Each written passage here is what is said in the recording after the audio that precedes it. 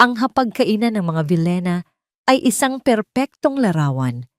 Kumikinang ang mga kubyertos na pilak sa ilalim ng dilaw na liwanag mula sa aranyang kristal. Ang samyo ng bagong lutong steak at rosemary ay banayad na humahalimuyak sa hangin, sapat lamang upang magpahiwatig ng karangyaan, hindi ng pagyayabang. Sa gitna ng lahat si Maureen, ang pangalawang asawa ni Ricardo, ay isang diyosa ng kaayusan.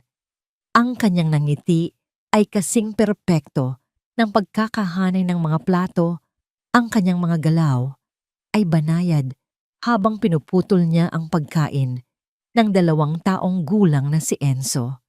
Dahan-dahan anak malambing niyang sabi isinusubo ang maliit na piraso ng karne sa bibig ng bata. Baka mabulunan ka. Tumango si Ricardo, isang pilit na ngiti ang sumilay sa kanyang mga labi. Ito na dapat ang bagong simula. Ito ang pamilyang pinilit niyang buuin muli matapos ang trahedyang kumuha sa kanyang unang asawang si Isabela. Halos 1 taon na rin. 1 taon ng pagluluksa, 1 taon ng pananahimik ng mansyon.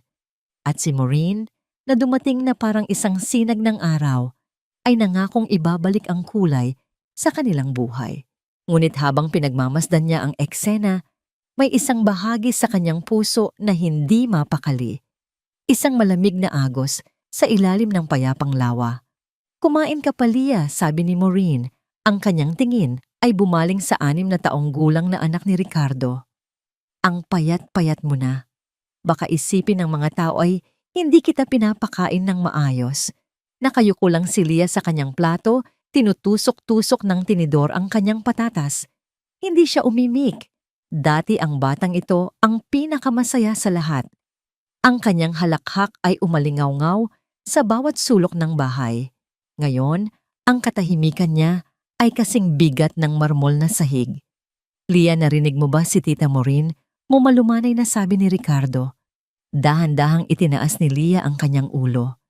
Ang mga mata niya, ang mga matang minana niya kay Isabela, ay walang kislap.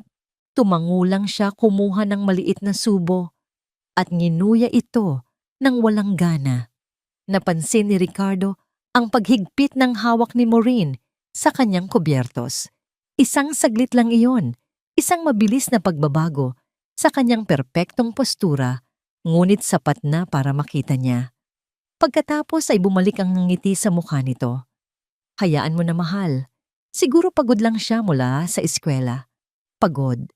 Laging yon ang dahilan. Pagod. May sakit. Masungit.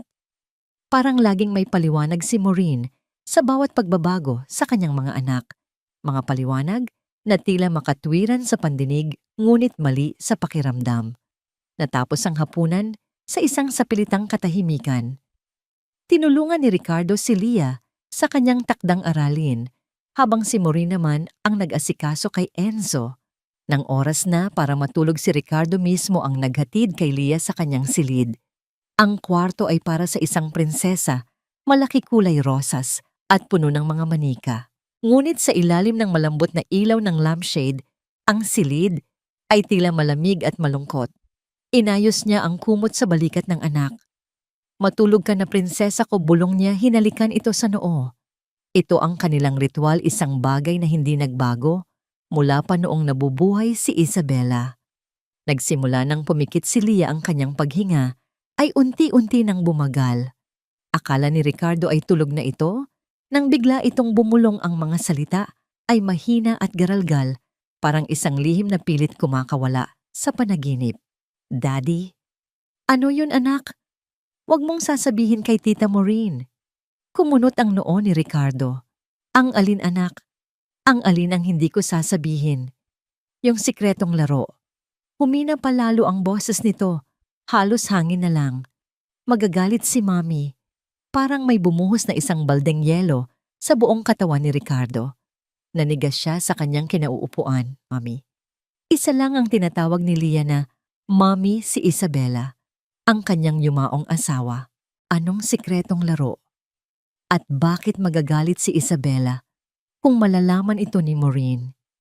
Ang lohika ng isang bata ay baluktot Ngunit ang takot sa boses nito ay totoo. Lia dahan-dahan niyang tinapik ang pisngi nito. Anong laro, anak? Anong sikretong laro? Ngunit huli na.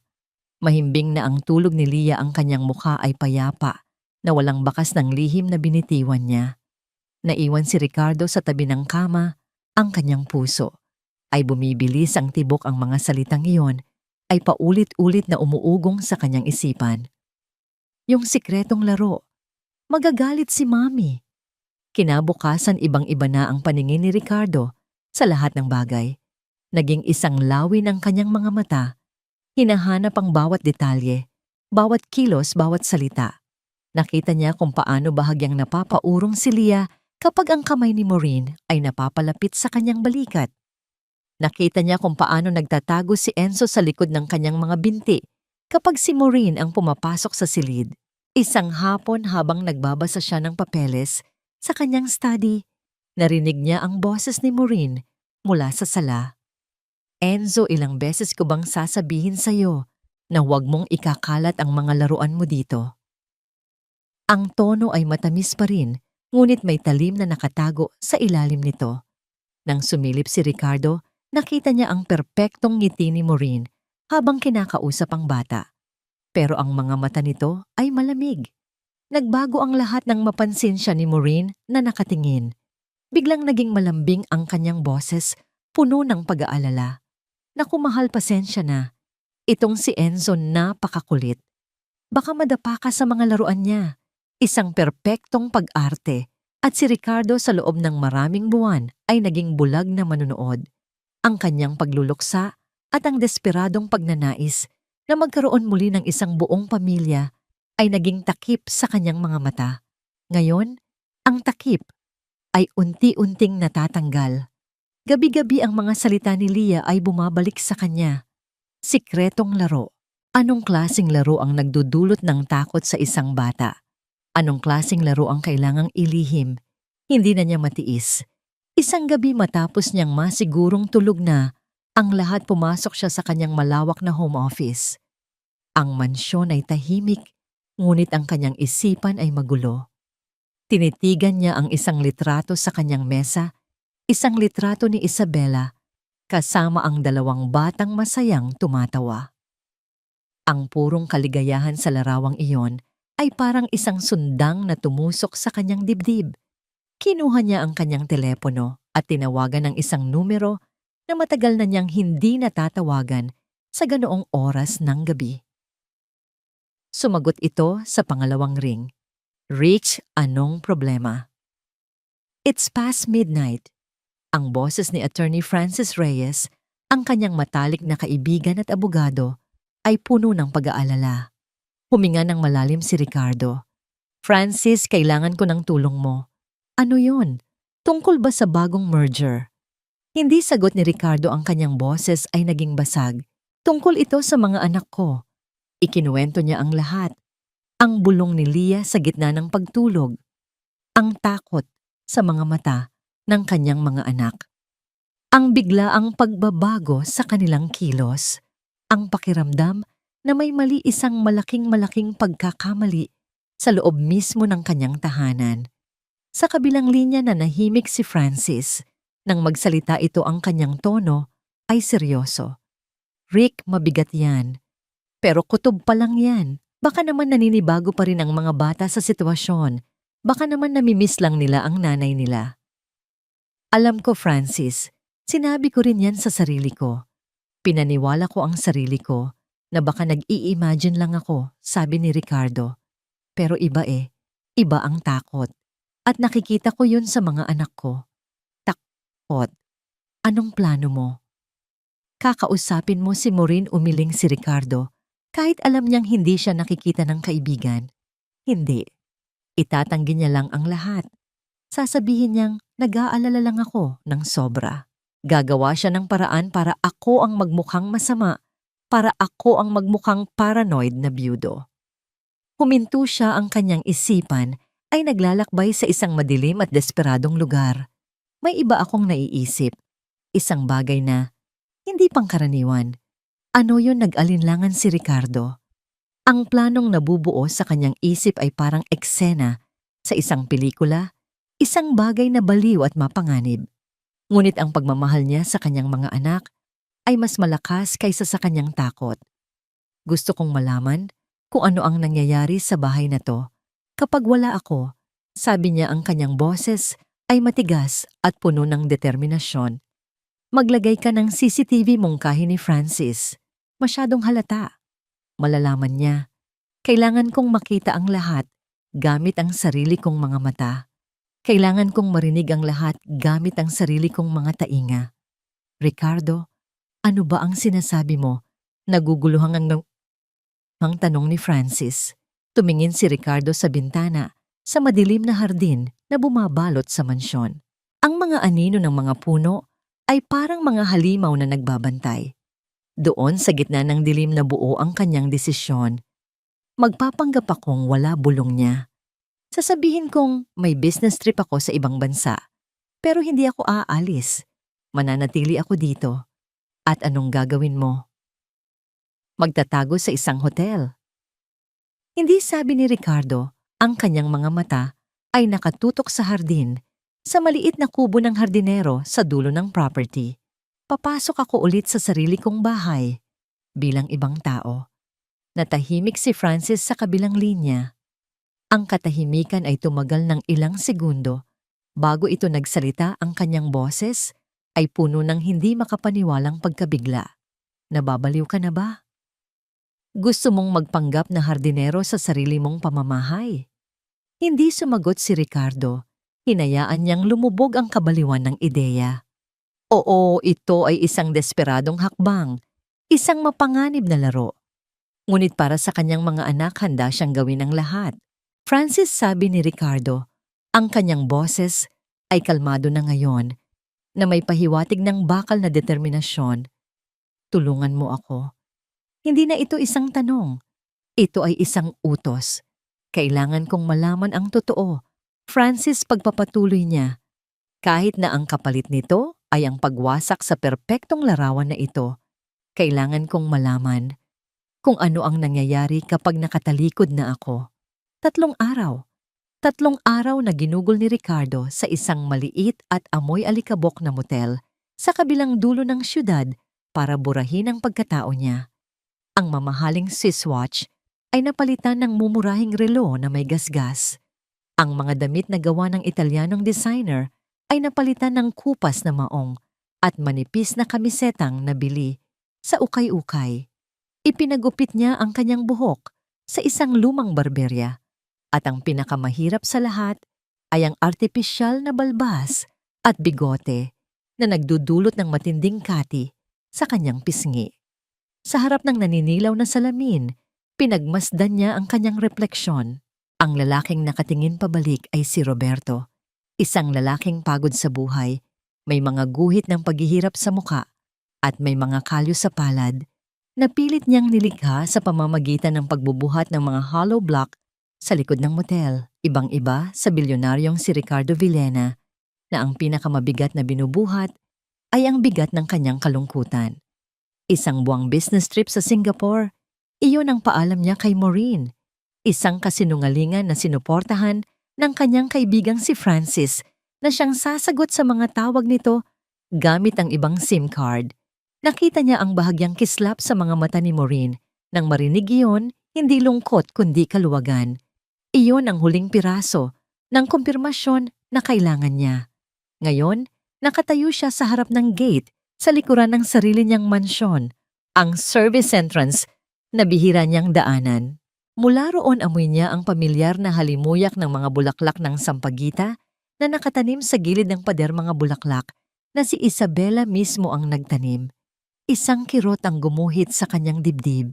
Huminga siya ng malalim, pinatatag ang kanyang loob at kumatok. Ang bumungad sa kanya ay si Manang Pilar, ang matagal ng katiwala ng pamilya, isang babaeng nasa mga 60 anyos, na ang bawat kulubot sa mukha ay testimonya ng katapatan sa pamilya Villena. Matatalim ang mga mata nito, sinusuri siya mula ulo hanggang paa. Anong kailangan mo, tanong nito? Ang boses ay magalang ngunit may pag-iingat. Ako po si Roberto, sabi ni Ricardo. Ginagamit ang mas magaspang at mas mababang boses na ilang araw niyang pinraktis. Nag-apply po ako para sa posisyon na hardinero. Pinapasok siya ni Manang Pilar sa maruming kusina. Tiningnan nito ang pekeng papeles na inihanda ni Francis. Sabi dito, galing ka sa probinsya Opo. Sa Laguna po, sagot ni Ricardo, inaalala ang kwentong binuo nila. Sanay po ako sa pagtatanim. Ang hardinero ay hindi lang tagatanim iho. Kailangan masipag at higit sa lahat mapagkakatiwalaan. Maraming mahalagang bagay sa loob ng pamamahay na ito. Ang diin sa salitang mapagkakatiwalaan ay tila isang babala. Masipag po ako at matino po akong tao, giit ni Ricardo, na kayo ko. Ang pagpapakumbaba ay bahagi ng kanyang pagbabalat kayo. Tinitigan siya ni Manang Pilar nang matagal na para bang sinisilip nito ang kanyang kaluluwa. Sa huli tumango ito, sige, subukan mo. Pero isang pagkakamali lang, Roberto, lalo na kung may kinalaman sa mga bata, sa labas ka matutulog. Nakahinga ng maluwag si Ricardo. Nang dadalhin na siya ni Manang Pilar sa hardin, doon nila naabutan si Maureen. Nakatayo ito sa may glass door patungo sa terrace, suot ang isang puting bestida na lalong nagpapatingkad sa kanyang perpektong kutis. Ang kanyang postura ay pangreyna. Manang sino yan, tanong nito. Ang boses ay malamig, hindi man lang siya tinitingnan ng diretso. Ma'am, siya po si Roberto, ang bagong hardinero. Doon lang siya nito sinulyapan. Ang tingin ni Maureen ay mabilis mapanlait na parang isa siyang dumi na dumikit sa kumikinang niyang sahig. Siguraduhin mong mas maayos yan sa huli. Walang ginawa yung dati, kundi tumunganga. Bayad ng bayad, pero ang pangit pa rin ng mga halaman. Gagawin ko po ang lahat ng makakaya ko, mamahinang sabi ni Ricardo. Dapat lang mataray na sagot nito bago tumalikod at pumasok sa loob. Ang tunog ng kanyang mga takong sa marmol na sahig ay parang maliliit na martilyo. Naiwan si Ricardo sa hardin, ang kanyang panga ay nagtagis. Ang babaeng pinakasalan niya, ang babaeng pinagkatiwalaan niya sa kanyang mga anak, ay ganito ang trato sa mga taong mas mababa sa kanya. Habang nagsisimula siyang mag-ayos ng mga paso, isang dalaga ang lumabas mula sa kusina, may dalang isang baso ng malamig na tubig. Mga nasa 28 anyos ito, simple ang itsura, nakatali ang buhok, at may mga matang malumanay, ngunit mapagmasid. Ito si Angela, ang kasambahay, na 3 linggo pa lang sa mansyon. Kuya, tubig po. Baka nauuhaw na kayo, alok nito, isang maliit na ngiti ang sumilay sa kanyang mga labi. Salamat, sagot ni Ricardo, tinanggap ang baso. Napansin niya ang pag-iingat sa mga kilos nito. Laging sumusulyap sa loob ng bahay bago magsalita. Ako po si Angela, pagpapakilala nito. Roberto. Tumango si Angela at akmang babalik na sa loob nang bigla nilang marinig ang malakas na pag-iyak ni Enzo mula sa sala. Mabilis na napalingon si Ricardo sa malaking bintana. Mula sa kanyang kinatatayuan, kitang-kita niya ang eksena sa loob. Nakatayo si Maureen, hawak ang paboritong teddy bear ni Enzo, isang luma at medyo pipis, ng oso na regalo pa ni Isabella. Ang dumi-dumi nito, Enzo, puno ng mikrobyo, narinig niyang, sabi ni Maureen. Ang boses ay nanggigigil, kahit pilit pinipino. Hindi ka na sanggol para maglaro ng ganito. Umiling-iling si Enzo, ang kanyang maliliit na kamay ay nakaunat pilit inaabot ang laruan. Bear, bear. Akin? Hikbi ng bata. Walang awa itong tinalikuran ni Maureen at naglakad patungo sa kusina kung saan may basurahan. Sa harap mismo ng umiiyak na bata, itinapon niya ang teddy bear sa loob nito. Ang tunog ng pagbagsak ng takip ng basurahan ay parang isang putok ng baril sa katahimikan. Humagulgol si Enzo. Ang kanyang pag-iyak ay puno ng sakit, ang klase ng sakit na hindi maintindihan ng isang musmos. Sa hardin nanigas si Ricardo. Ang kanyang mga kamay ay ikinuyom niya nang sobrang higpit, ang dulo ng kanyang mga daliri ay bumaon sa kanyang palad. Bawat hibla ng kanyang katawan ay gustong tumakbo papasok kunin ng anak. at isigaw sa mukha ni Maureen ang lahat ng kanyang galit. Ngunit pinigilan niya ang sarili. Hindi pa ito ang oras. Kailangan niya ng pruweba. Kailangan niyang magtiis. Ang sakit ng pagtitimpi ay mas matindi pa kaysa sa anumang pisikal na sakit. Ang makita ang sarili mong anak na sinasaktan at wala kang magawa ay isang uri ng impyerno. Nang tumalikod si Maureen para bumalik sa sala at patahanin o marahil ay pagalitan ng bata, isa pang anino ang gumalaw sa kusina. Si Angela. Mabilis maingat at walang tunog. Sumilip muna siya sa sala para siguraduhing hindi siya nakikita. Pagkatapos dahan-dahan niyang binuksan ang basurahan, kinuha ang maruming teddy bear at mabilis na itinago sa ilalim ng lababo sa likod ng mga gamit panlinis. Bago siya tuluyang umalis, sa lugar na yon ang kanyang mga mata ay napadako sa bintana, diretso sa mga mata ni Ricardo na nakamasid sa lahat ng nangyari. Nagkatitigan sila. Isang segundo lang iyon, ngunit sa maikling sandaling iyon, nagkaroon ng isang hindi masambit na kasunduan. Nakita ni Ricardo sa mga mata ni Angela ang parehong awa at pag-aalala na nararamdaman niya. At nakita ni Angela sa mga mata ng bagong hardinero ang isang bagay na hindi niya inaasahan, hindi pagwawalang bahala, kundi isang tahimik na galit. Isang tahimik na pangunawa. Tumango ng bahagya si Angela bago mabilis na nawala sa kanyang paningin. Naiwan si Ricardo sa hardin, ang baso ng tubig ay nanginginig sa kanyang kamay. Hindi na siya nag-iisa sa pagmamasid. Mayroon siyang kakampi, isang estranghero na may pusong mas matapat pa kaysa sa babaeng pinangakuan niya ng habambuhay. Ang perpektong larawan ng kanyang pamilya ay hindi lang pala may lamat. Ito ay basag na basag. At siya ang hardinero, ang siyang mag-iipon ng bawat piraso para ipakita sa lahat ang tunay na anyo nito. Ang umaga ay nagsimula sa isang pamilyar na ritual ng pagkukunwari. Nakaayos na ang almusal sa mahabang mesa ng mga Vilena, mainit na sinangag itlog na perpekto ang pagkakaluto at 3 klase ng longganisa. Si Maureen suot ang isang sutlang roba ay parang isang modelo sa isang commercial ng perpektong pamilya. Ngunit si Ricardo, na nagwawalis ng mga tuyong dahon, malapit sa bintana ng silid kainan, ay nakikita ang katotohanang nakatago sa likod ng eksena. "Lia Enzo, halina kayo," malambing na tawag ni Maureen. Ang 2 bata ay lumapit sa mesa, ang kanilang mga paa ay bahagyang kumakaladkad na para bang mabigat ang bawat hakbang. Inilagay ni Maureen ang pagkain sa kanilang mga plato. Kay Enzo isang maliit na sandok ng kanin at kalahati ng isang itlog. Kay Lia isang sandok ng kanin at isang piraso ng longganisa. Sa sarili niyang plato, inilagay niya ang lahat 2 itlog, 3 piraso ng longganisa at isang bundok ng sinangag.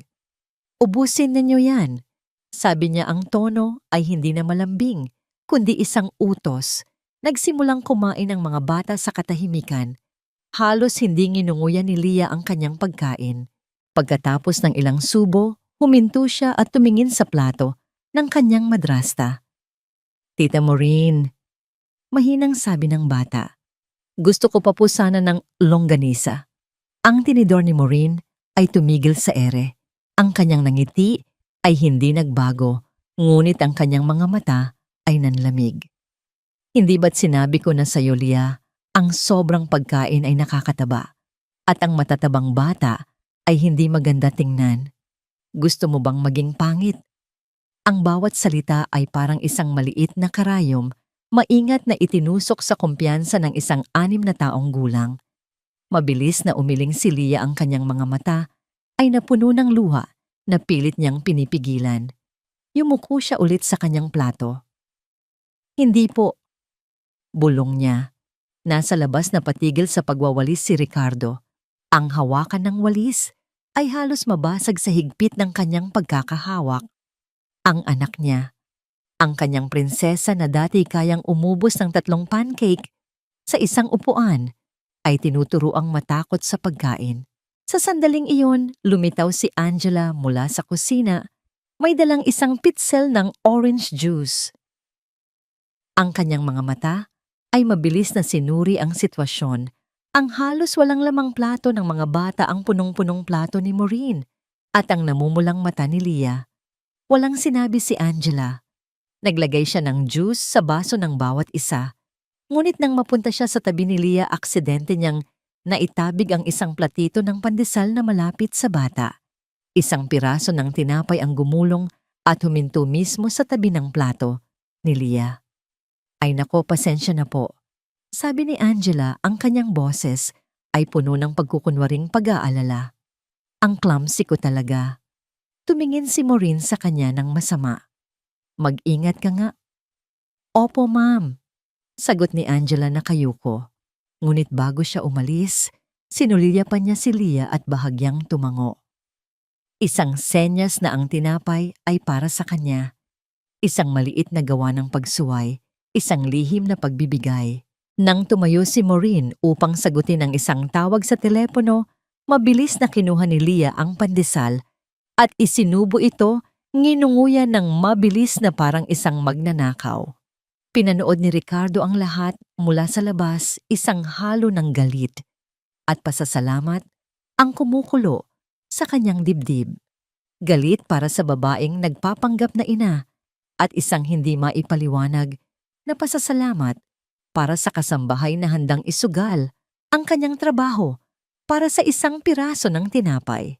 Tanghali, habang nagpapahinga si Ricardo sa ilalim ng malaking puno ng mangga, ang parehong puno kung saan sila madalas maglaro ni Leah, lumapit si Angela, dala ang isang plato ng pananghalian at isang bote ng malamig na tubig.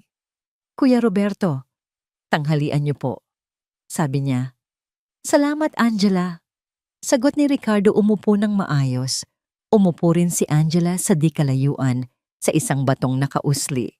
Mukhang mababait po ang mga anak ni Sir Ricardo. Sabi ni Angela, ang kanyang tingin ay nasa malawak na damuhan na para bang doon siya nakikipag-usap. Oo, mukha nga maingat na sagot ni Ricardo. Nagkaroon ng ilang sandali ng katahimikan. Tanging ang huni ng mga ibon at ang lagaslas ng mga dahon ang maririnig. Pero tahimik sila. Dugtong ni Angela ang kanyang boses ay halos isang bulong. Sobra. Tumingin si Ricardo sa kanya. Bakit mo nasabi? Nagatubili si Angela. Sumulyap muna siya sa bintana ng mansyon bago muling magsalita. Wala po. Siguro naninibago pa lang din ako. Kasi sa dati kong pinasukan ang mga bata, ang iingay. Takbo dito, takbo doon. Sila, parang laging nag-iingat. Parang may mga patakaran na sila lang ang nakakaalam. Lihim na patakaran. Ang mga salitang yon ay tumama kay Ricardo. Pareho sa sikretong laro ni Leah. Baka naman ganoon lang talaga sila pinalaki. Sabi ni Ricardo, sinusubukan ang reaksyon nito. Umiling ng bahagya si Angela. Hindi po eh. Minsan kapag kami-kami lang nakikita kong naghahabulan sila nagtatawanan. Pero kapag dumadating na si Ma'am Maureen, biglang hihinto ang lahat. Parang mga sundalong narinig ang kanilang komander. Alam ni Ricardo na nagsasabi ito ng totoo. Ngunit mas mahalaga, alam niyang naghahanap ito ng kakampi. Isang taong makakaintindi. Mahirap ang buhay. Sabi na lang ni Ricardo, umiiwas sa direktang pagsang-ayon. Lalo na sa mga bata na magang nawalan ng ina. Sa pagbanggit niya nito, nakita niya ang paglambot ng mukha ni Angela. Kaya nga po eh. Kaya dapat mas doble ang pag-aalaga at pagmamahal na ibinibigay sa kanila.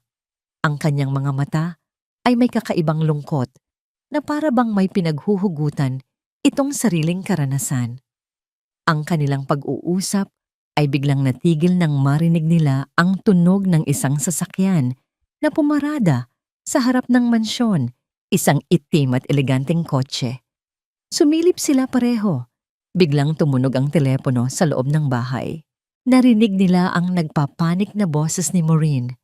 Ano, papunta na siya dito ngayon na?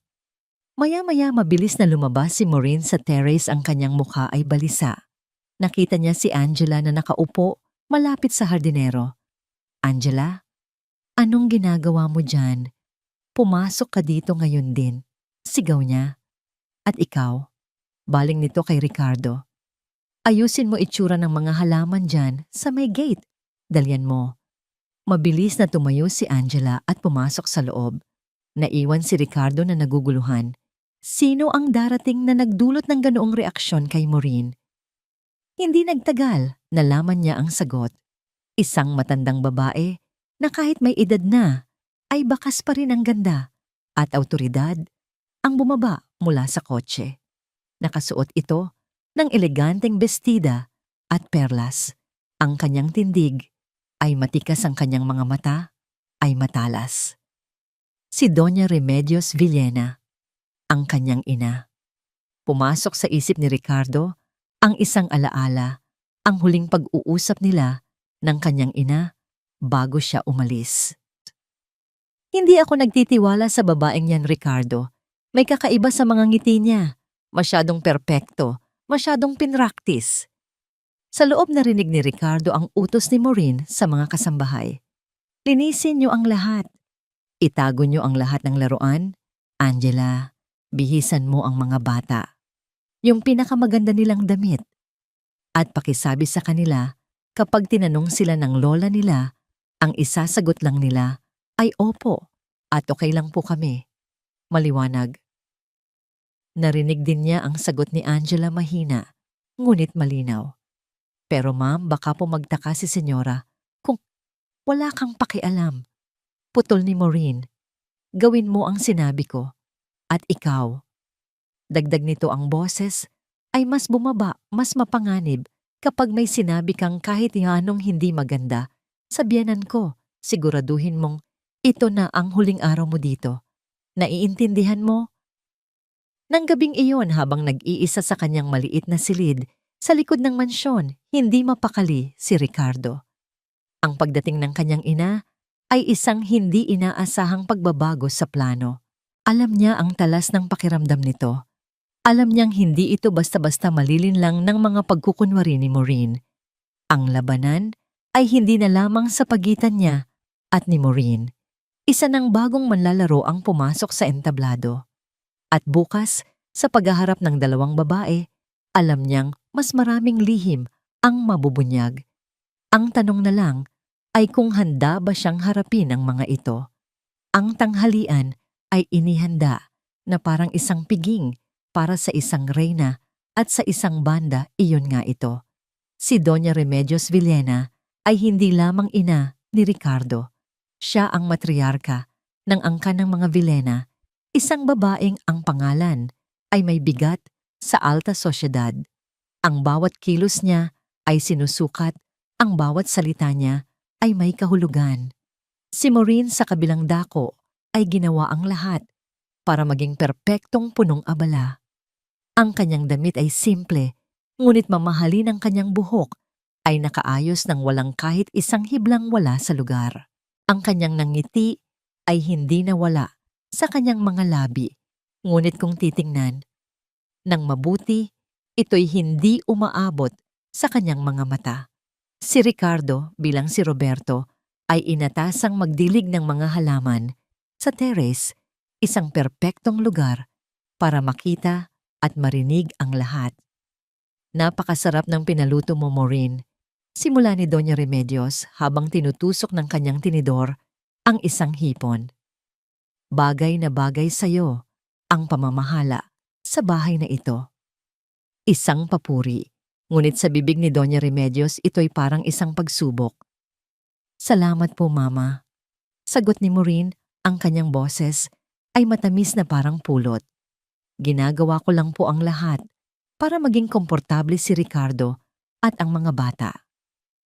Ang mga bata, pag-uulit ng matanda at ang kanyang mga mata ay bumaling kina Lia at Enzo na nakaupo sa tabi ni Maureen. Ang dalawa ay nakabihis ng magara, ngunit ang kanilang mga mukha ay blanko. Sila ay parang mga manikang isinabit lang doon para sa palamuti. Kumusta ka na, Apo? Tanong ni Doña Remedios kay Lia. Tumingin muna si Lia kay Maureen bago sumagot. Okay lang po, Lola. Mahinang sabi niya. Masaya ka ba sa bago mong tita? Ang tanong ay direkta, walang paligoy-ligoy. Isang tanong na nagpabigat sa hangin. Napansin ni Ricardo ang bahagyang paggalaw ng kamay ni Maureen sa ilalim ng mesa malapit sa hita ni Lia. Isang tahimik na babala. Napalunok si Lia. Opo, Lola. Sagot niya, ang kanyang mga mata ay nakatutok sa kanyang plato. Hindi na nagtanong pa si Doña Remedios. Ngumiti lang siya, isang nangiting puno ng kahulugan, at nagpatuloy sa pagkain. Ang tanghalian ay nagpatuloy sa isang maingat na sayaw ng mga salita. Bawat tanong ng matanda ay sinasagot ni Maureen ng mga perpektong kasagutan. Ipinipinta ang isang larawan ng isang masaya at maayos na pamilya. Ngunit ang mga mata ni Doña Remedios ay hindi lamang sa pagkain o kay Maureen nakatingin. Minsan sinusulyapan nito ang mga kasambahay. Minsan ang hardinero sa labas. At madalas ang mga apo niyang tahimik na kumakain.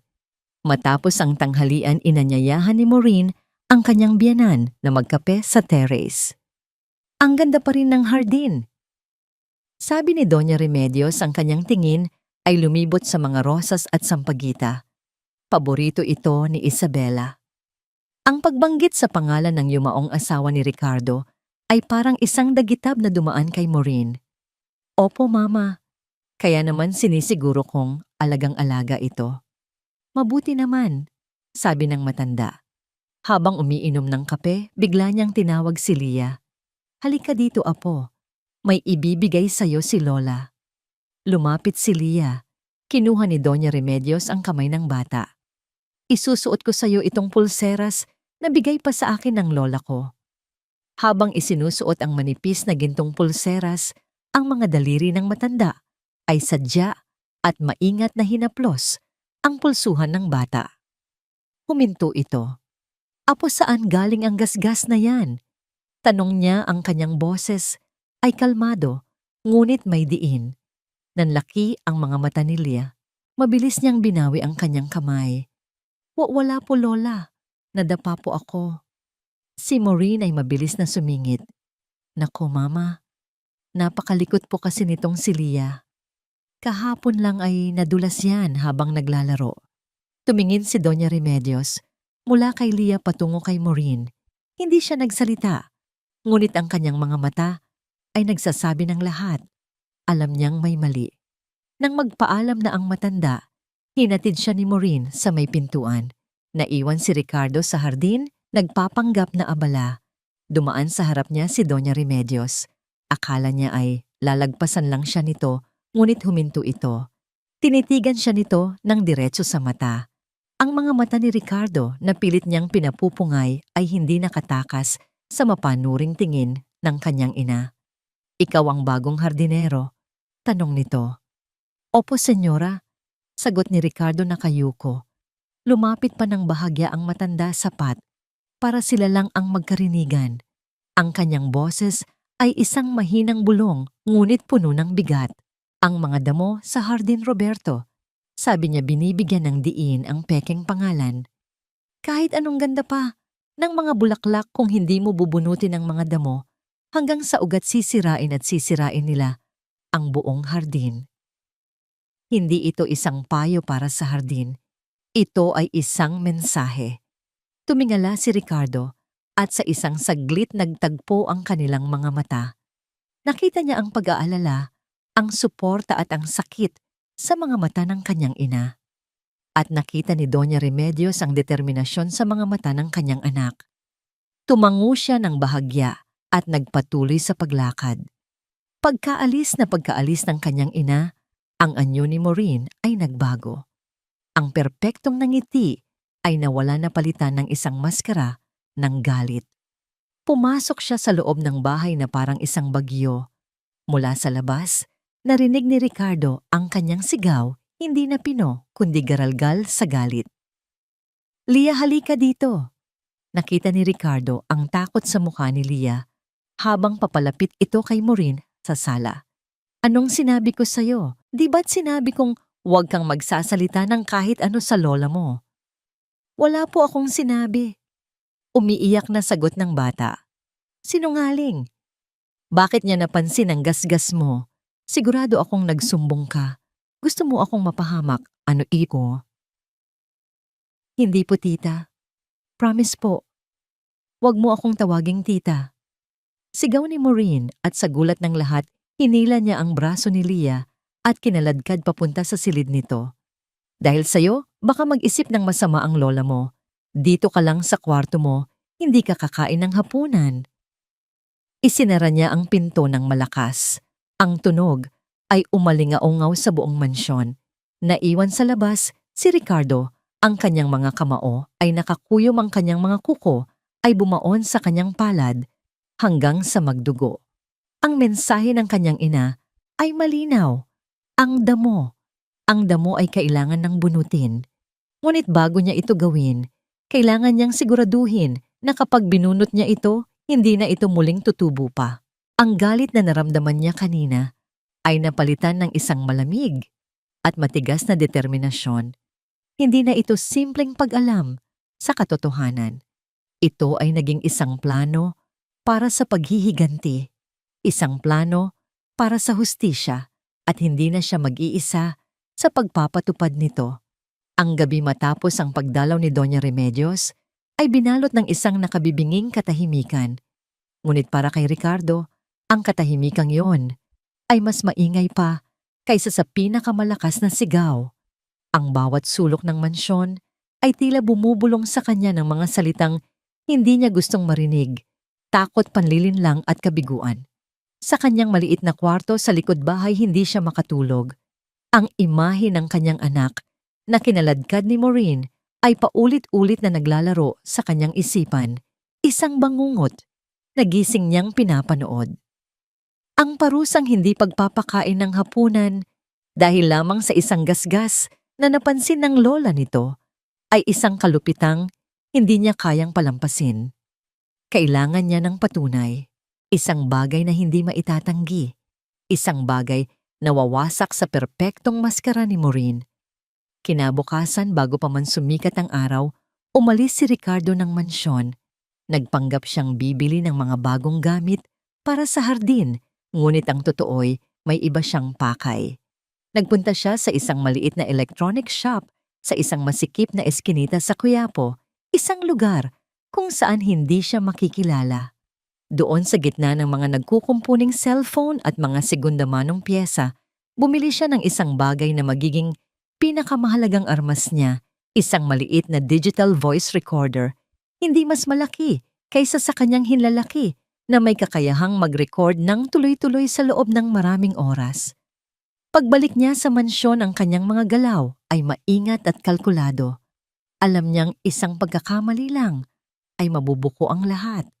Ang bawat sulok ng bahay ay tila may mga matang nakamasid. Hinintay niya ang tamang pagkakataon. Nang nasa loob si Maureen at abala sa pag-aayos ng kanyang buhok, nagpanggap si Ricardo na naglilinis ng mga paso sa ilalim ng bintana ng kusina. Doon palihim niyang idinikit ang maliit na recorder sa ilalim ng pasamano sa pagitan ng mga halamang gumagapang. Ang itim na kulay nito ay perpektong nagtago sa anino ng mga dahon. Pindot lang sa isang maliit na buton at ang aparato ay nagsimula ng tahimik na makinig. Buong araw, pinilit ni Ricardo na maging normal. Nagputol siya ng mga damo, nagdilig ng mga halaman, at nagwalis ng mga tuyong dahon habang ang kanyang puso ay kumakabog sa bawat pagdaan ni Maureen malapit sa bintana. Nakita niya kung paano hindi pinansin si Leah sa almusal na para bang hindi ito umiiral. Nakita niya kung paano palihim na inabutan ni Angela ng isang saging ang bata nang hindi nakatingin ang madrasta.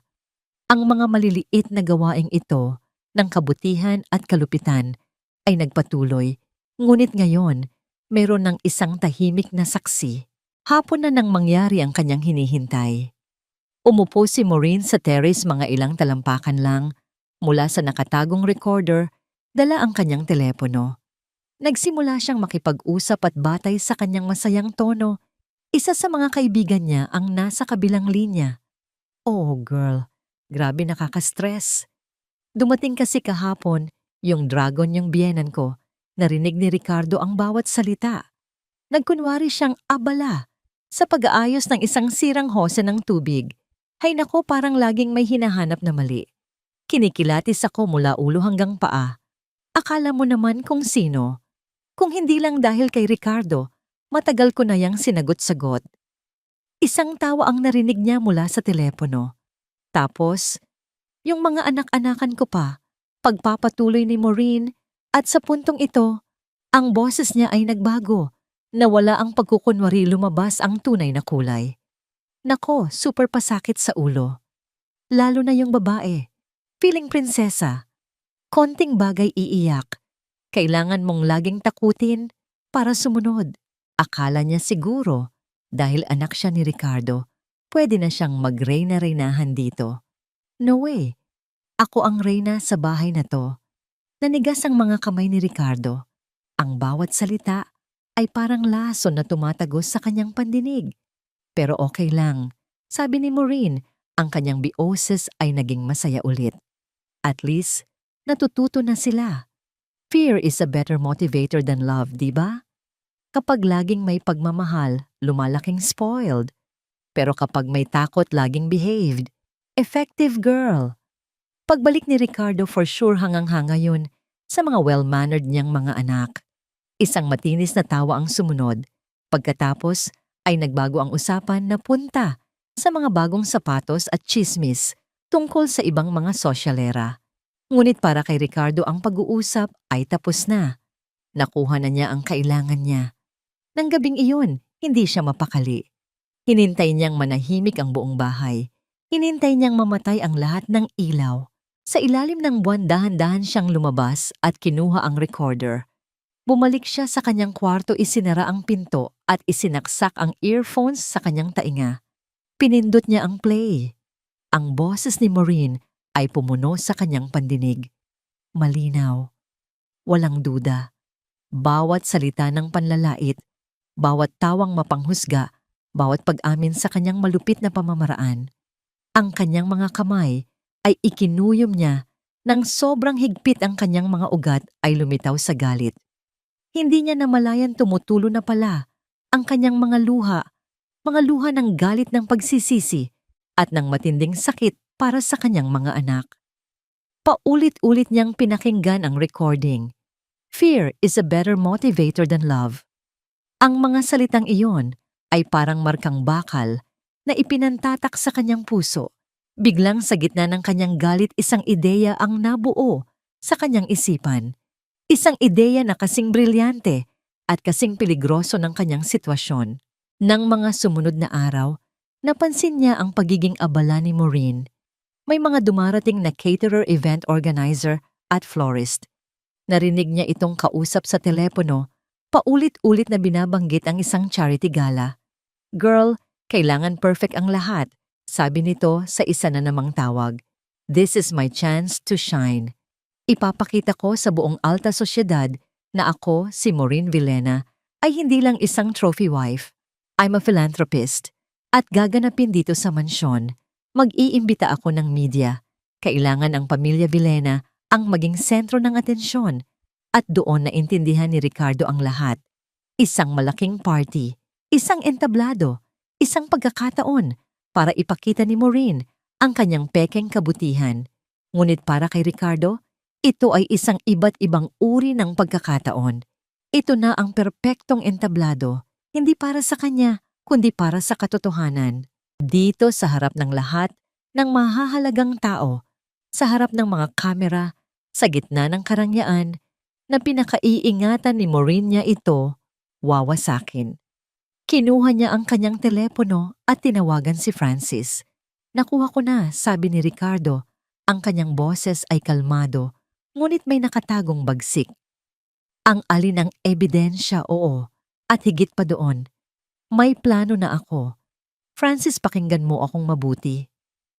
Inilahad niya ang kanyang plano. Ang charity gala, ang mga bisita, ang media, at ang recording na magiging hudyat ng pagbagsak ni Maureen. Sa kabilang linya natahimik si Francis. Rick, sigurado ka ba dyan? Masyadong malaki, masyadong eskandaloso. Ganoon din ang ginawa niya sa mga anak ko.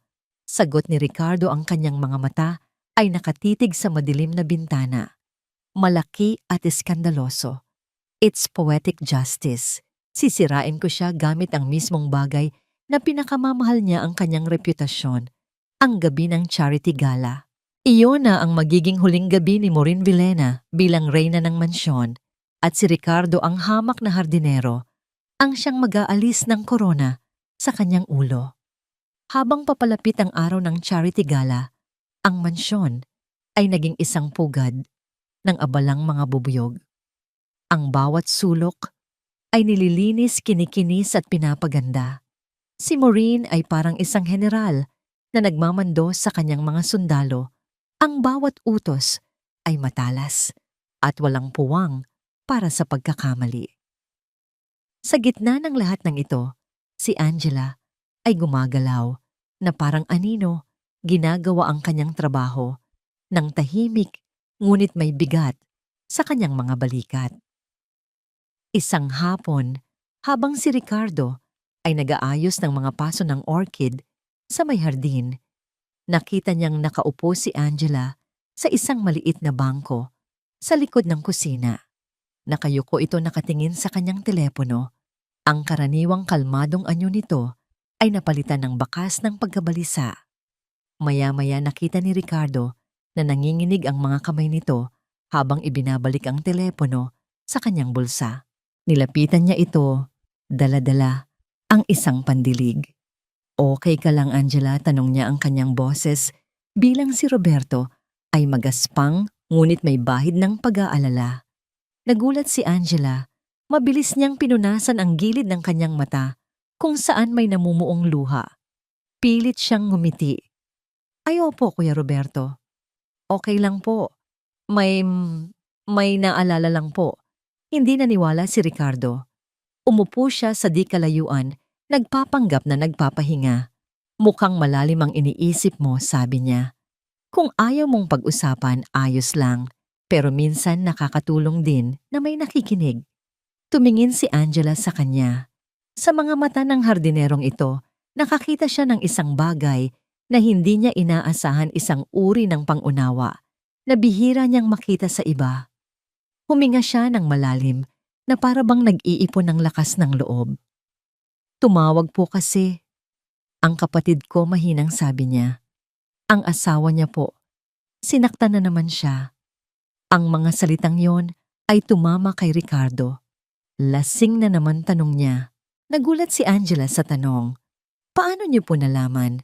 Ganyan naman palagi, hindi ba mapait na sagot ni Ricardo? Kapag walang pera o kaya'y nalalasing, laging may dahilan para manakit. Tumango si Angela, ang kanyang mga mata ay napuno ng luha. Ayaw niyang umalis. Sabi niya, para daw sa mga anak niya, titiisin niya daw ang lahat, pero hindi niya naiintindihan. Nakikita ng mga bata ang lahat. Natututo silang matakot. Natututo silang manahimik. Ang kanyang boses ay naging basag. Sa sandaling iyon, naintindihan ni Ricardo. Ang tapang ni Angela, ang kanyang pambihirang pag-aalaga, kina Lia at Enzo, ay hindi lamang dahil sa kabutihan ng kanyang puso. Ito ay nagmumula sa isang lugar na mas malalim, sa isang sugat na pilit niyang ginagamot. "Ikaw?" dahan-dahang tanong ni Ricardo. "Naranasan mo na rin ba?" Hindi agad sumagot si Angela.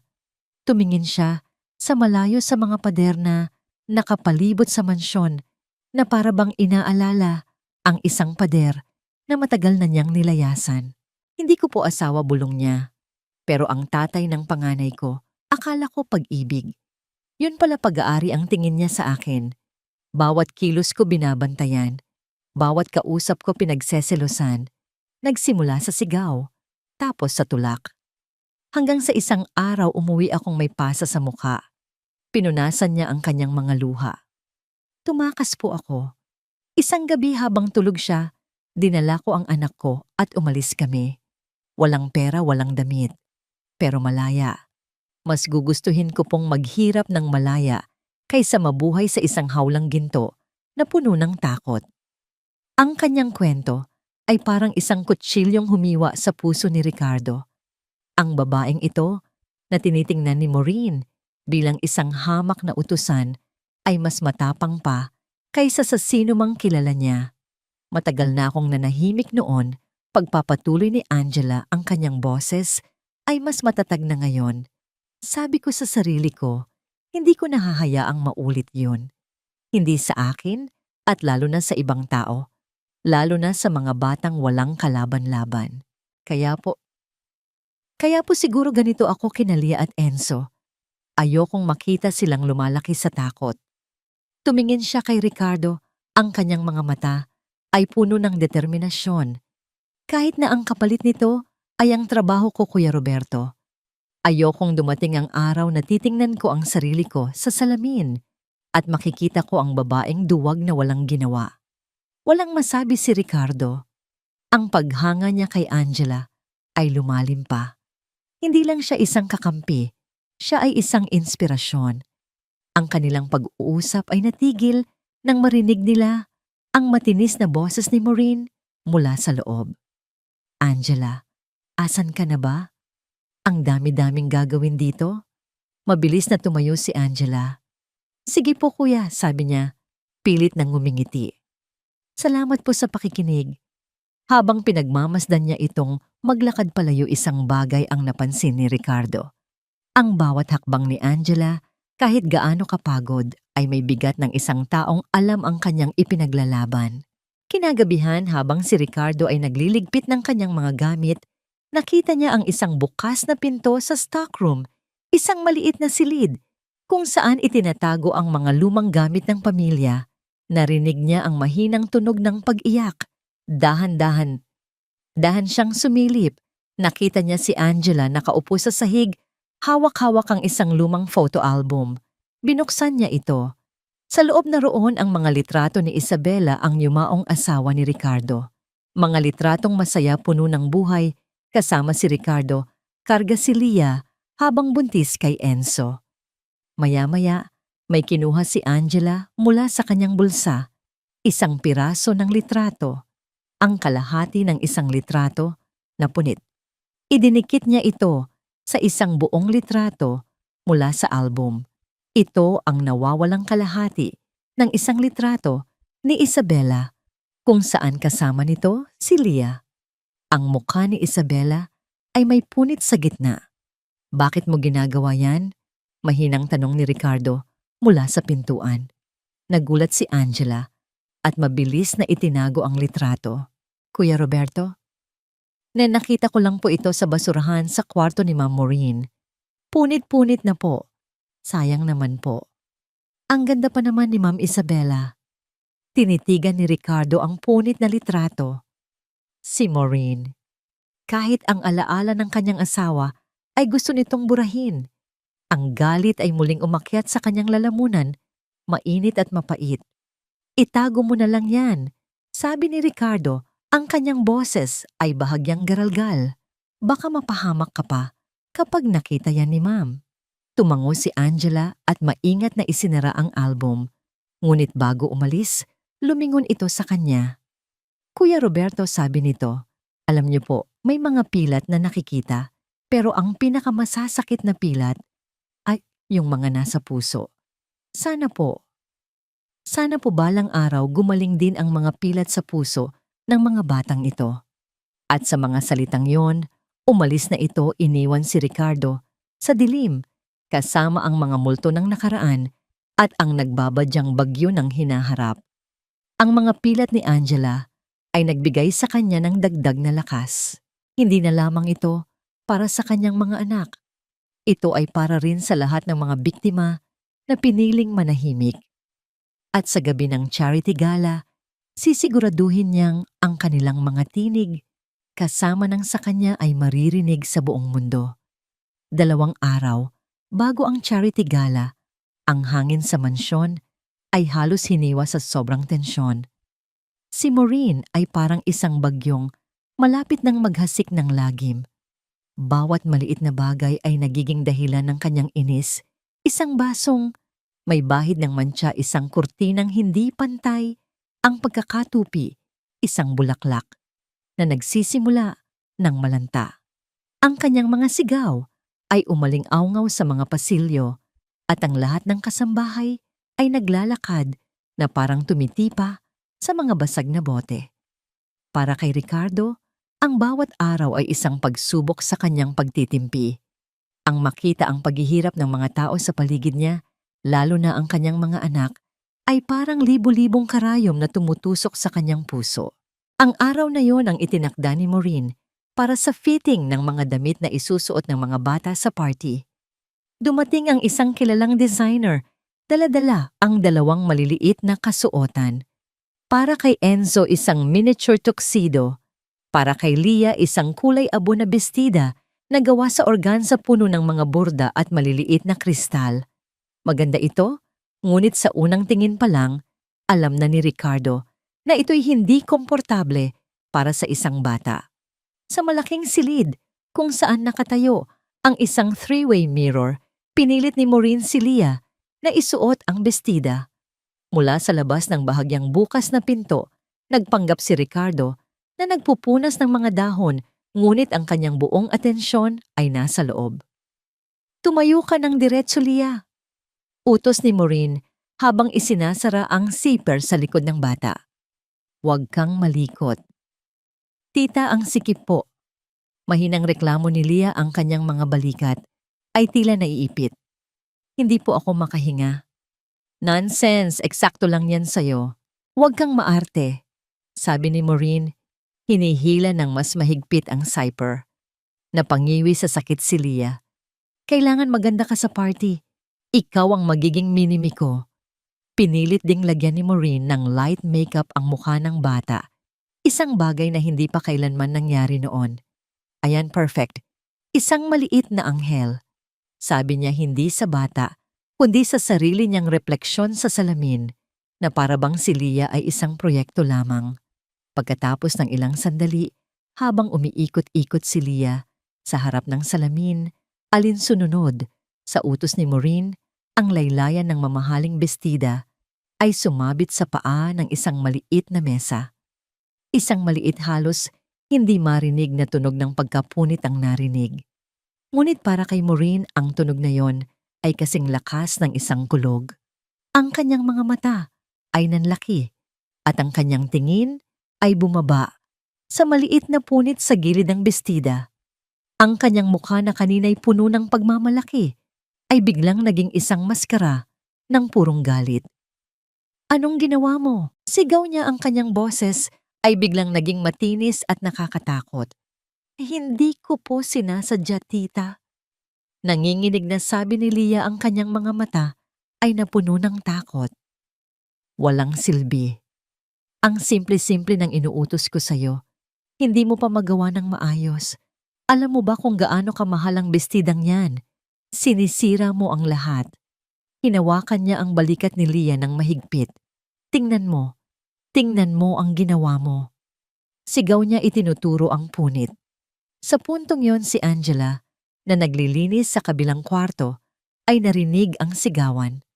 Mabilis siyang lumabas at nakita ang eksena. Nakita niya ang takot sa mukha ni Leah at ang nag-aapoy na galit sa mga mata ni Maureen. Ma'am, baka po pwedeng tahiin na lang. Mahinahon niyang sabi, dahan-dahang lumalapit. Maliit lang naman po ang punit. Ang atensyon ni Maureen ay biglang nabaling kay Angela. At sino ka para makialam dito? Kasambahay ka lang. Huwag mo akong tinuturuan sa dapat kong gawin. Hindi po, ma'am. Pero bata lang po si Leah. Aksidente lang po ang nangyari. Si Maureen, na tila naghahanap ng mapagbubuntunan ng kanyang galit, ay humakbang patungo kay Angela. Ngunit bago pa man siya makalapit, hinila niya si Leah sa braso at kinaladkad papunta sa kwarto nito. Dahil sa'yo, kailangan kong tawagan ulit ang designer, dagdag gastos, dagdag abala. Sigaw ni Maureen habang kaladkad ang umiiyak na bata. Si Angela ay hindi na nakatiis Sumunod siya sa kanila. "Ma'am, tama na po. Nasasaktan na po ang bata." Pakiusap niya ang kanyang boses ay nanginginig na rin. Pagdating sa pinto ng kwarto ni Leah, biglang humarap si Maureen. Ang kanyang muka ay namumula sa galit. Sinabi ng, "Huwag kang makialam, di ba?" Pero ma'am, bago pa man matapos ni Angela ang kanyang sasabihin, itinulak siya ni Maureen ng buong lakas. Nawalan ng balanse si Angela. Ang kanyang likod ay tumama ng malakas sa pader ng pasilyo. Ang tunog ng pagbagsak ng kanyang katawan ay malutong at masakit. Napaaray siya hawak ang kanyang tagiliran. Mula sa hardin, nakita ni Ricardo ang lahat sa pamamagitan ng malaking bintanang salamin sa pasilyo. Nakita niya ang pagtulak, nakita niya ang pagbagsak. Isang bagay sa loob niya ang pumutok. Ang pagtitimpi na inipon niya sa loob ng maraming linggo ay biglang naglaho. Ang kanyang paningin ay nagdilim sa galit. Binitawan niya ang hawak na gunting de hardin. Ang metalikong tunog nito ay lumikha ng alingaw-ngaw sa katahimikan ng hardin. Hahakbang na sana siya papasok handang kalimutan ng plano at durugin ang lahat. Ngunit bago pa man niya magawa yon ng boses ni Maureen, ay muling sumigaw puno ng pagwawagi at kapangyarihan. "Layas, you're fired." Sigaw niya kay Angela na pilit bumabangon mula sa sahig. "Pero hindi ka aalis ngayon. Magsisilbi ba? Silbi ka hanggang matapos ang party bukas. Gusto kong makita mo kung paano ako magtagumpay habang ikaw ay papalayas na sa bahay na ito. At pagkatapos, sisiguraduhin kong wala nang tatanggap sa'yo kahit saang lupalop ng Maynila. Crawl out of my house." Pagkasabi noon, pumasok si Maureen sa kwarto ni Leah at isinara ang pinto ng pagkalakas-lakas. Naiwan si Angela sa sahig, umiiyak ng tahimik, hindi dahil sa sakit ng kanyang katawan, kundi dahil sa sakit ng kanyang pagkatalo. Nakatayo lang si Ricardo sa labas, ang kanyang mga kamao ay nakakuyom, ang kanyang hininga ay mabigat. Ang pagpipigil sa sarili na huwag pumasok at tapusin ang lahat, ngayon din ang pinakamahirap na bagay na ginawa niya sa kanyang buong buhay. Nanginginig ang kanyang buong katawan sa galit. Ngunit ang mga huling salita ni Maureen ay nagbigay sa kanya ng isang malamig na kaliwanagan. "Gusto kong makita mo kung paano ako magtagumpay." Hindi. Hindi niya hahayaang magtagumpay si Maureen. Ang paghihiganti ay mas matamis kapag inihahain sa tamang panahon, at ang tamang panahon ay bukas ng gabi. Dahan-dahan niyang dinampot ang gunting mula sa damuhan. Ang kanyang mga mata ay naging kasing lamig ng bakal. Hinawakan niya ang maliit na recorder sa kanyang bulsa. Ito ang kanyang alas. Ito ang kanyang sandata. Bukas ng gabi, hindi lang si Angela ang aalis. Bukas ng gabi ang reyna mismo ang kanyang palalayasin mula sa kanyang sariling palasyo. Ang mansyon ng mga Villena ay nababalot sa isang kakaibang katahimikan. Hindi ito ang kapayapaang dulot ng kaayusan, kundi ang mabigat na pananahimik na laging nauuna sa isang malakas na bagyo. Ang bawat isa ay gumagalaw nang may pag-iingat na parabang ang isang maling hakbang ay maaaring maging sanhi ng pagguho ng lahat. Sa kusina si Angela ay nagtatrabaho nang walang imik. May bahagyang pamamaga sa kanyang pisngi kung saan ito tumama sa pader at siya ay bahagyang iika-ika kung maglakad. Ngunit ang kanyang mukha ay walang emosyon, isang blangkong maskara na nagtatago sa sakit at kahihiyan na nararamdaman niya. Bawat utos ni Maureen ay sinusunod niya ng walang tanong. Isa na siyang bilanggo na nagbibilang na lamang ng oras bago ang kanyang paglaya, o sa kasong ito, ang kanyang pagpapalayas. Si Maureen naman ay nasa kanyang elemento. Bawat oras may dumarating na delivery, mga bulaklak, mamahaling alak, mga palamuti. Naglalakad siya sa loob ng bahay na parang isang reynang naghahanda para sa kanyang koronasyon. Ang insidente kahapon ay tila ganap na niyang kinalimutan. Para sa kanya si Angela at ang mga bata ay mga muebles lamang na kailangang ilagay sa tamang lugar. Gabi na. Ang mga ilaw para sa party ay nakasabit na sa hardin, kumukutikutitap na parang mga bituin sa gitna ng kadiliman. Tapos na ang trabaho ni Ricardo, ngunit hindi pa siya bumabalik sa kanyang silid. Nakaupo siya sa ilalim ng puno ng mangga, pinagmamasdan ang bahay na dati niyang tinawag na tahanan, ngunit ngayon ay parang isang entablado para sa isang trahedya. Maya-maya lumabas si Angela mula sa kusina, may dalang isang maliit na bag ng basura. Nakita niya si Ricardo na nakaupo sa dilim. Nag-atubili siya sandali, pagkatapos ay lumapit. Hindi siya nagsalita. Umupo lang siya sa batong malapit kay Ricardo, kapwa nakatingin sa kumikinang na mga ilaw. Ayos ka lang, basag ni Ricardo sa katahimikan. Ang kanyang boses bilang si Roberto ay mas magaspang kaysa dati dala ng pinipigilang galit. Umiling si Angela. Hindi aminado niya ang kanyang boses ay mahina. Pero magiging ayos din ako. Bukas pagkatapos ng lahat ng ito, aalis na ako. Hindi ko na sila makikita. Hindi ko na makikita ang paghihirap nila. May pait sa kanyang huling mga salita. Aalis ka na, parang wala kang nagawa. Tumingin si Angela sa kanya, ang kanyang mga mata ay kumikinang sa dilim. May nagawa ba ako, Kuya Roberto? Sinubukan kong tumulong pero sa huli ako pa ang napahamak. At ang mga bata, mas lalo lang silang napag-iinitan. Kinuha ni Ricardo ang isang baso ng tubig mula sa tabi niya. Isang basong inihanda niya kanina, panagbabaka sakaling makikita niya si Angela. Inabot niya ito. Para sa'yo, sabi niya. Ang tapang kailangang painumin din paminsan-minsan para hindi matuyo. Tinitigan ni Angela ang baso, pagkatapos ay tumingin kay Ricardo.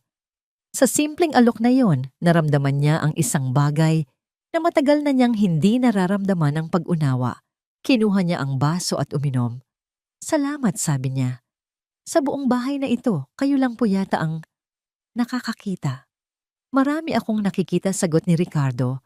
Ang kanyang tingin ay bumalik sa bintana ng silid ng kanyang mga anak. Nakikita ko ang isang babaeng mas piniling masaktan kaysa manahimik. Iyon ay hindi pagkatalo, Angela.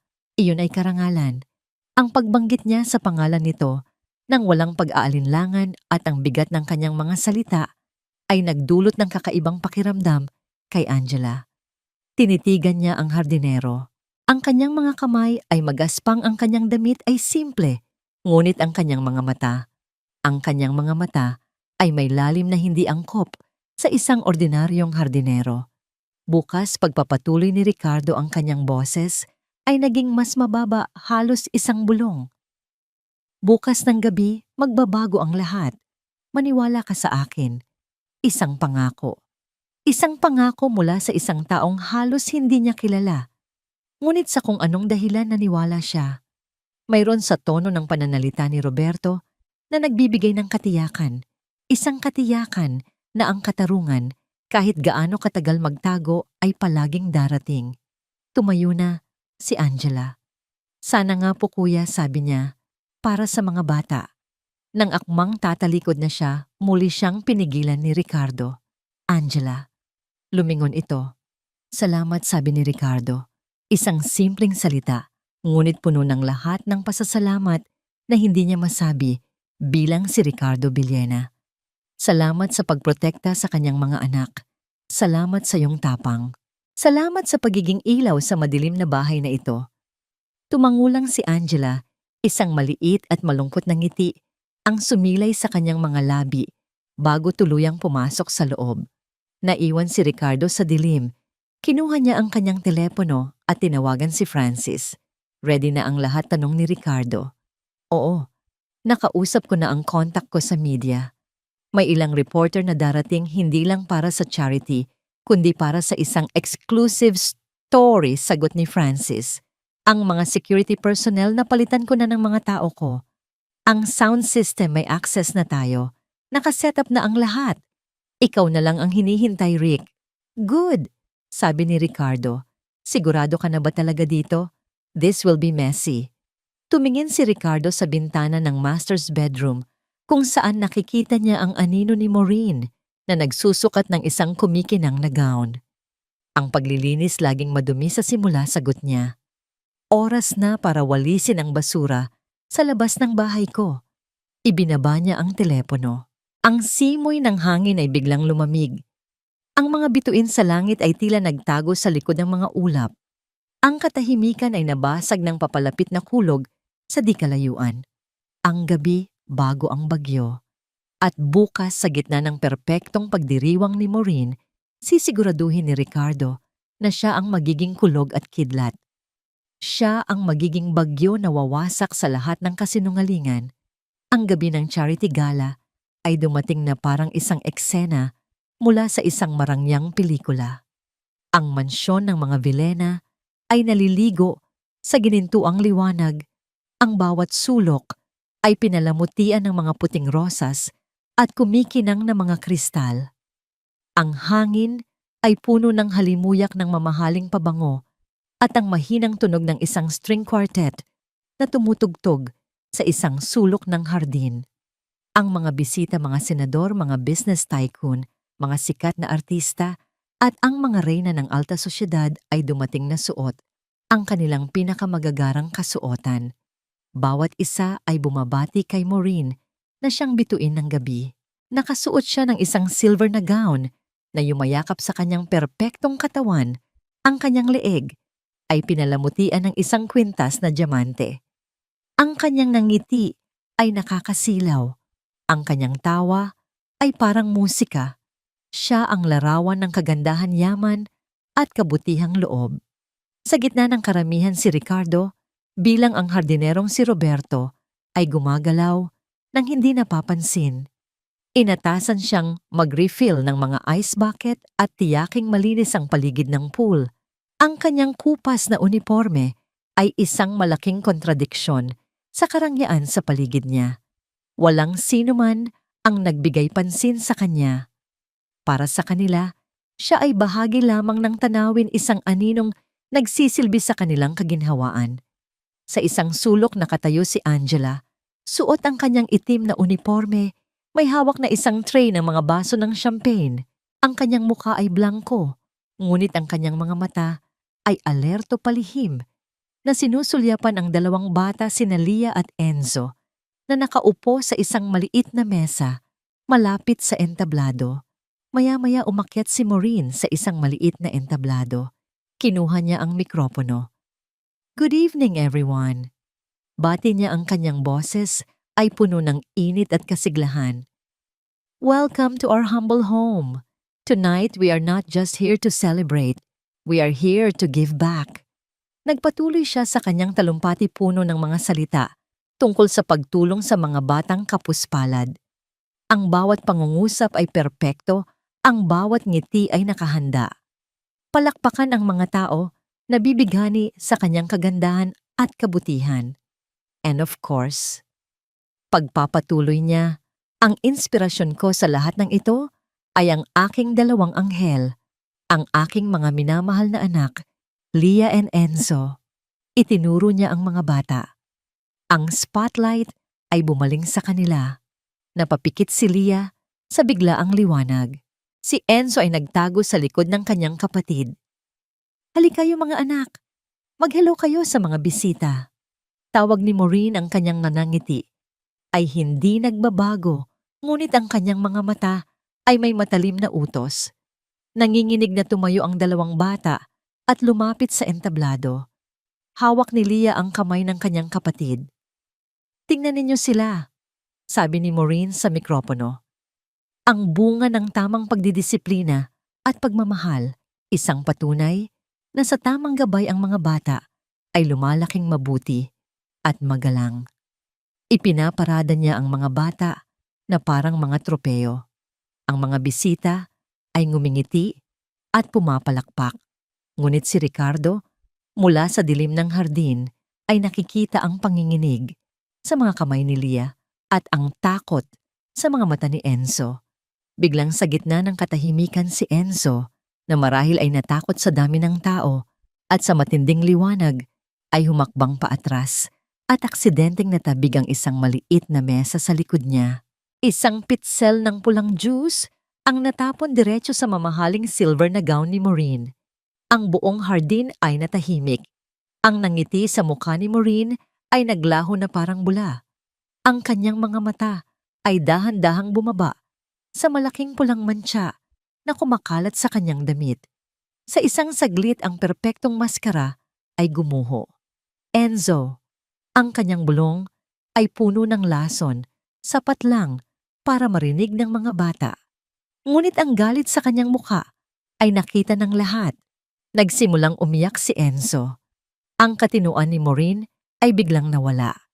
Sa harap ng daan-daang tao sa harap ng media, ang kanyang tunay na kulay ay lumabas.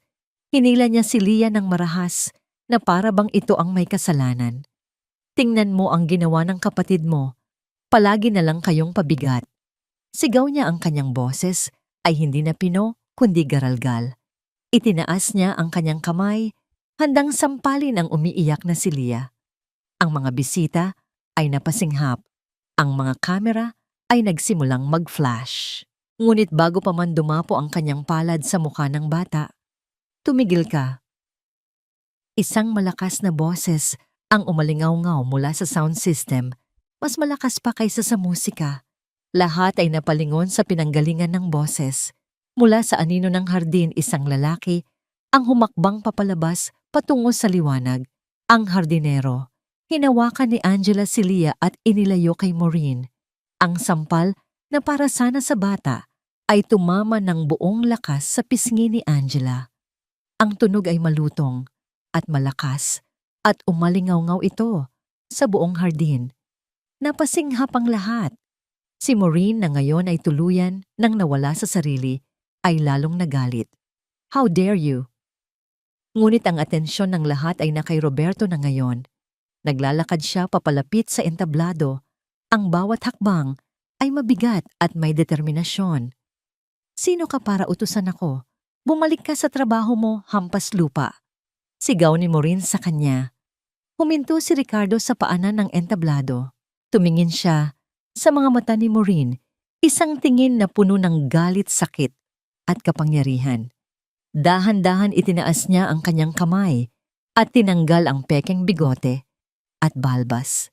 Pagkatapos inalis niya ang kupas na sombrero. Ang mga bulungan ay naging mga sigaw ng pagkabigla. Diyos ko, si Ricardo Villena. Anong nangyayari? Ang mukha ni Maureen ay naging puti na parang papel. Umurong siya na para bang nakakita ng multo. Hindi. Imposible. Nasa Singapore ka. Talaga ba? Sabi ni Ricardo, ang kanyang boses ngayon ay ang pamilyar na boses ng isang bilyonaryo, kalmado, makapangyarihan at nakakakilabot. Kinuha niya ang mikropono mula sa kinakabahang host. Good evening, sabi niya sa mga namumutlang bisita. Patawad sa abala. Mukhang may basura na kailangan kong ilabas. Tumingin siya ng diretso kay Maureen. Richard, magpapaliwanag ako.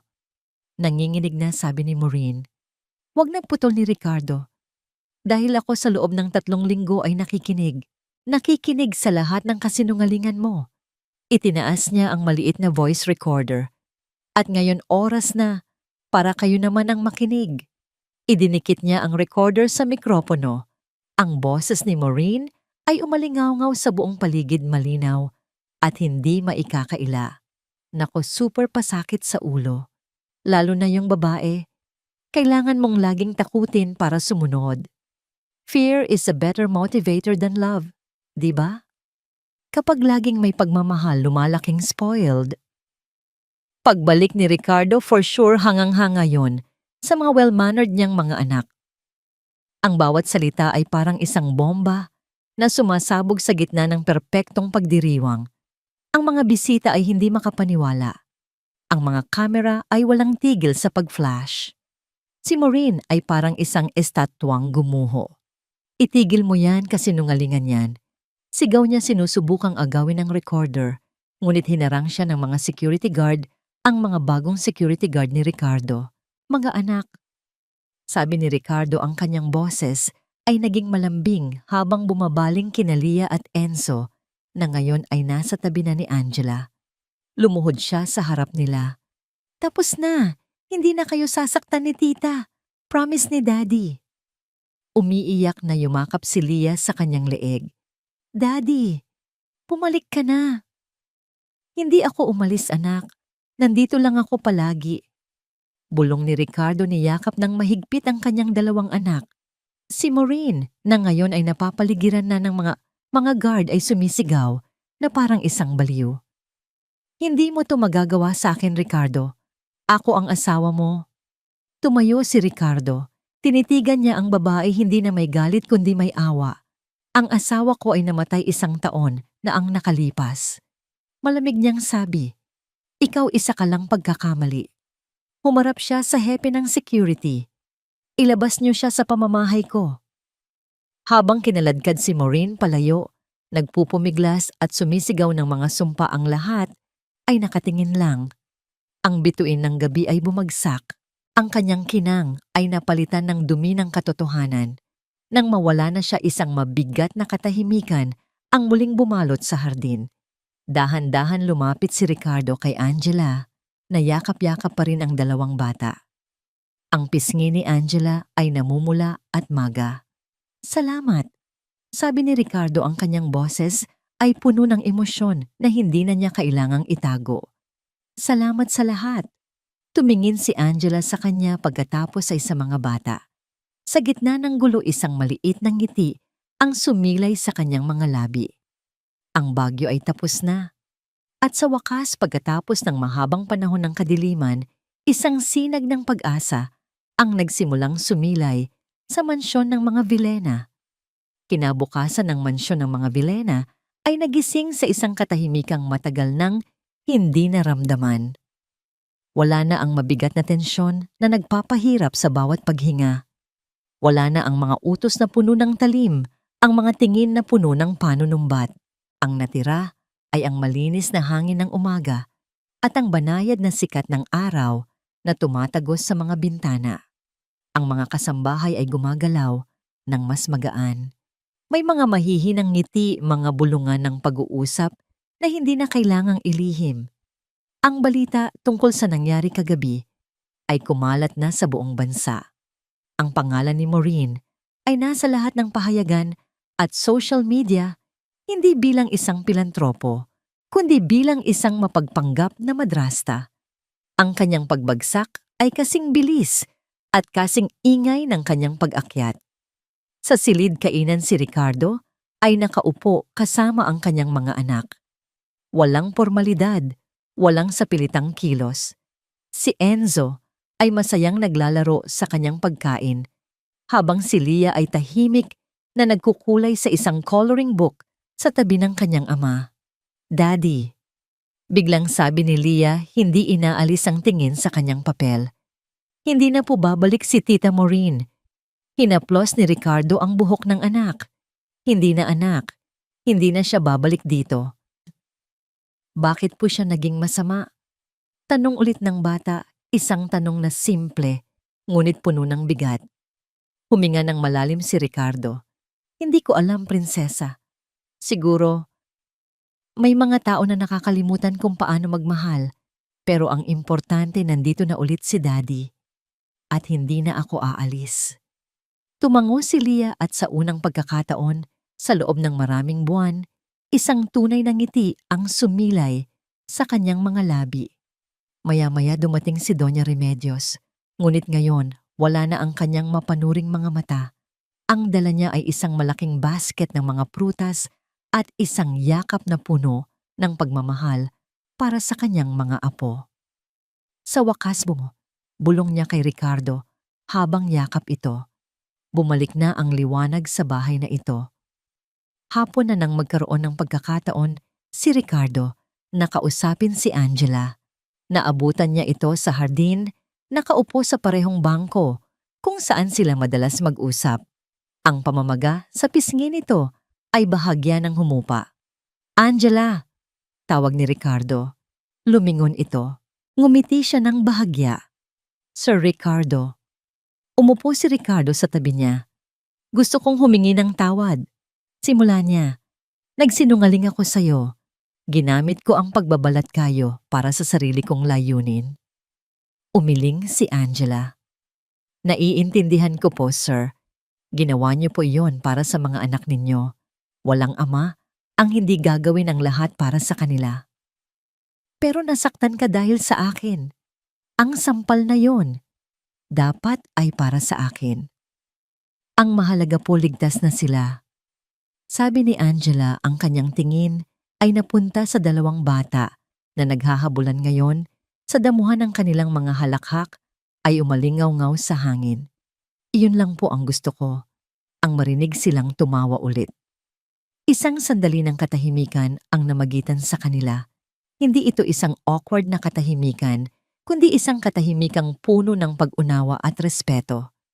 Hindi ko alam kung paano kita pasasalamatan, sabi ni Ricardo. Pera, bahay, trabaho, kahit anong hilingin mo ibibigay ko. Muling umiling si Angela, isang nangiti ang gumuhit sa kanyang mga labi. Hindi po ako tumulong para sa kapalit, sir. Tumulong po ako dahil iyon ang tama. Tumayo siya. Siguro po oras na para umalis na ako. Umalis? Nagulat na tanong ni Ricardo. Pero bakit pwede kang manatili dito? Bilang kaibigan ng pamilya. Kailangan ko pong bumuo ng sarili kong buhay. Mahinahong, sabi ni Angela. Malayo sa mga anino ng nakaraan. Pareho nang sa inyo. Kailangan niyo rin pong magsimula ulit kayong tatlo. Tumingin siya sa mga bata pagkatapos ay kay Ricardo. Pero wag po kayong mag-alala. Dadalaw po ako. Gusto ko pong makita kung paano sila lalaking masaya at matapang. Alam ni Ricardo na tama si Angela. Ang koneksyon nila ay nabuo sa gitna ng isang madilim na kabanata. At para tunay na makapagsimula muli, kailangan nilang isara ang aklat na yon. Mag-iingat ka, Angela. Sabi ni Ricardo, ang kanyang boses ay puno ng sinseridad. Kayo rin po, Sir Ricardo. At sa huling pagkakataon, nagtama ang kanilang mga mata, hindi bilang amo at kasambahay, hindi bilang bilyonaryo at hardinero, kundi bilang 2 taong pinagtagpo ng isang pagsubok at lumabas na mas matatag. Makalipas ang ilang buwan, ang hardin ng mga Vilena ay mas makulay kaysa dati. Si Ricardo, suot ang isang simpleng t-shirt at shorts, ay nagdidilig ng mga rosas. Ang kanyang mukha ay mas payapa. Ang mga guhit ng kalungkutan ay napalitan na ng mga linya ng pagngiti. Daddy, mas mabilis ako. Sigaw ni Leah habang nagpapatulakan sila ni Enzo sa isang bagong swing set na nakasabit sa puno ng mangga. Ang kanilang mga tawa ang nagsisilbing musika sa buong paligid. Isang pamilyar na kotse ang pumarada sa harap. Bumaba mula rito si Angela. Hindi na siya nakasuot ng uniforme. Suot niya ay isang simpleng bestida, ang kanyang buhok ay nakalugay. Mayroon siyang maliit na negosyo ngayon, isang online shop ng mga baked goods sa tulong ng isang anonymous na benefactor. Tita Angela, sigaw ng mga bata tumatakbo para salubungin siya. Hinakap niya ang mga ito ng mahigpit. Wow, ang lalaki niyo na. Lumapit si Ricardo, may dalang isang baso ng malamig na juice. Buti nakarating ka. Sabi niya, isang mainit na ngiti ang nasa kanyang labi. Siyempre naman, sagot ni Angela. Hindi ko pwedeng palampasin ang birthday ni Enzo. Umupo silang 4 sa ilalim ng puno ng mangga, kumakain ng cake na si Angela mismo ang gumawa. Pinanood nila ang paglubog ng araw, ang kalangitan ay nagkulay kahel at rosas. Ang mansyon ay hindi na isang palasyo ng mga kasinungalingan, kundi isang tahanan. Isang tahanan na minsan nang nawasak, ngunit dahan-dahang binubuo muli, piraso bawat piraso, sa pundasyon ng katotohanan, katapangan at isang pag-ibig na kayang lampasan ang kahit anong bagyo. Ang mga pilat ay naroon pa rin, ngunit hindi na sila masakit. Sila na ngayon ay mga paalala, isang paalala na pagkatapos ng pinakamadilim na gabi, palaging may bukang liwayway na naghihintay.